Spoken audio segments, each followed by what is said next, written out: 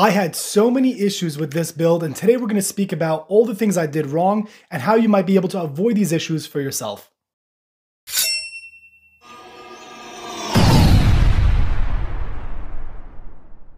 So when I was getting started with this build, I knew it was going to be kind of like a project build. I knew there was going to be different things that might come up that I would need to work on, because the biggest issues that come up is when you have a slide that has windows on it and a compensator. Those are usually things that are going to be need to be tuned to be able to function with the firearm correctly. So that was kind of a given, but the amount of things that went wrong was definitely not something I expected. And I definitely want to share with you all the issues that I ran into to see if that could be something you'd end up avoiding for yourself in the future. So we're going to speak about this slide. I did feature this gun at one point, and I told you I was going to make a more dedicated video on it. So today we're going to kind of go over the parts that I chose, the different things that I went through, and then all the issues that also came up with it. Now, before we get started, I want to make sure that I'm saying I'm not hating on any of these parts. This is going to be, again, something that needs to be tuned. There might be things that I'm going to critique, like from some of the parts I feel like they could have done better in certain areas, but it also might not have been the goal of the design of those products, which is why they're not the way that they are. So just something to think about when we get started.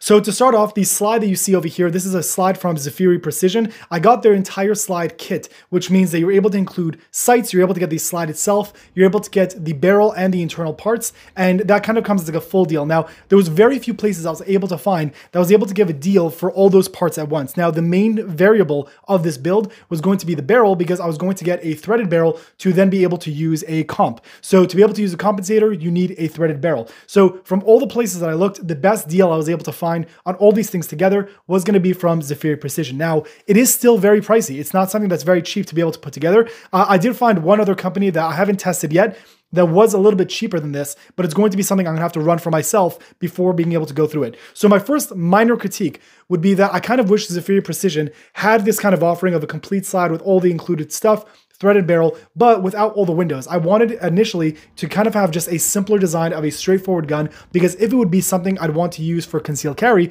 I want it to be as simplistic as possible and just kind of purpose driven for what I was trying to do. So unfortunately, the only one I was able to find from them was going to be very heavily cut and windowed out, which is fine. It's just not necessarily what I was looking for, but for the price point and what I was trying to get at, it was really the only option I was able to have available. That again, it came with the sights, it came with the barrel, it came with the slides and internal components. So it was a good deal for what it does, but again, still pricey. And then in front, I had a comp that was going to be there. Now, the other issue I had with the slide initially is I realized that even with all the cuts, usually when you have a lot of cuts on a slide, it makes the texturing more aggressive. So if you wanted to like press check or just grab the gun from the front, you have a more strong grip on it. But the only way I could kind of describe the way this slide feels is soft. It has very, very nicely machined edges and everything is cut very correctly. But with that, it ends up being not very aggressive texturing, which means I will probably need to add some kind of texturing to the front of the slide to be able to rack it, simply because it's very easy to slip if you're even a little bit sweaty or anything like that.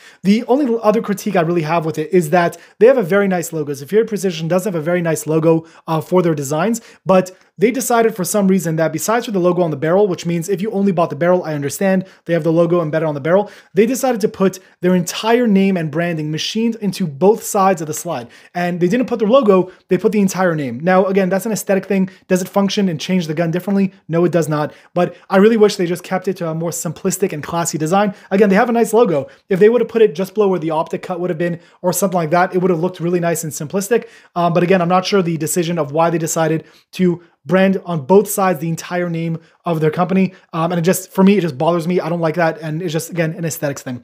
So now let's get into the actual issues that I actually ran into when it came to the gun. First issue came up where I was just simply having malfunctions, failure to feeds, and some failures to extract. So big shout out to Darius on Instagram. I'm going to leave his profile somewhere around here so you guys can take a look at him. He recommended, I spoke to him and I said, these are the issues I'm running into. So the first thing he recommended is that I switch out the recoil spring, and that might seem obvious, but there's different weights associated with different guide rods that you're going to be running in the firearm. So the first guide rod I switched out to is the standard Glock guide rod. Comes in at around a 17-pound guide rod. So this is the stock one that comes from the factory with Glock.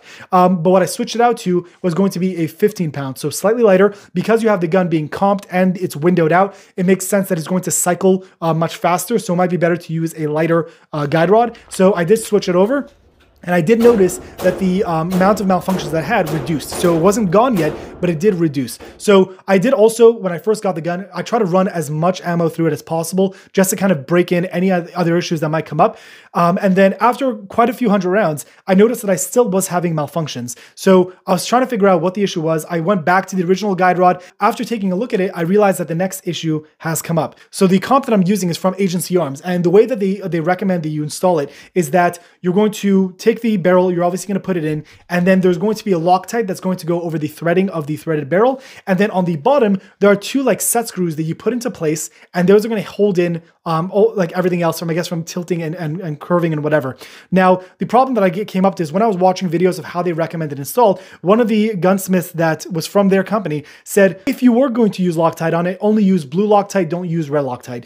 And then if you want, you can put a little bit of blue thread locker on your set screws. Do not use the red. If you're going to use anything, just a touch of blue Loctite. So as a starting point, I said, okay, I'm just going to run it without anything on it because there might be some kind of coating or system that they have in place that will keep it in place regardless of whether you use Loctite or not. So I tight fit everything. I made sure everything was tuned, like properly set up correctly. And then when I went to the range, I just started shooting it. Now the problem came up is that one of the set screws started backing out. And the reason why that's a massive problem is I'm going to do a close-up for you guys, is that the set screw backed out into the frame area and started eating up the frame, which really disappointed me because the frame is, again, the serialized part, which means that's not the thing that's easily replaceable. So if that gets damaged, that's a really big annoyance to me. And since it was backing out, it was just tearing up the whole bottom, and I saw it getting worse and worse and worse.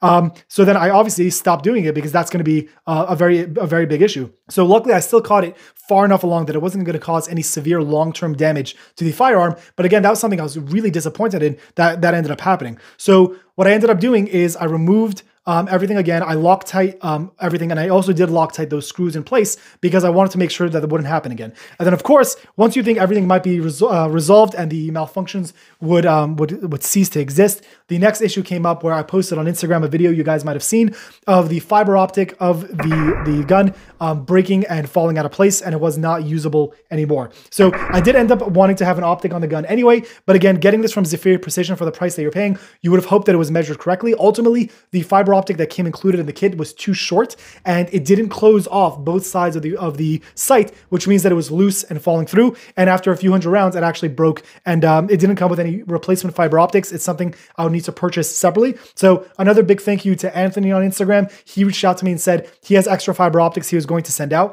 But what I ultimately did is that if I realized that was going to be a problem, I wanted to switch to something that I knew was more sustainable. So I switched over to the Ameriglo sights, which I use on a lot of my guns, and they work excellent. But here's where the next problem came up. These were just issues after issues after issues until we were able to get this resolved.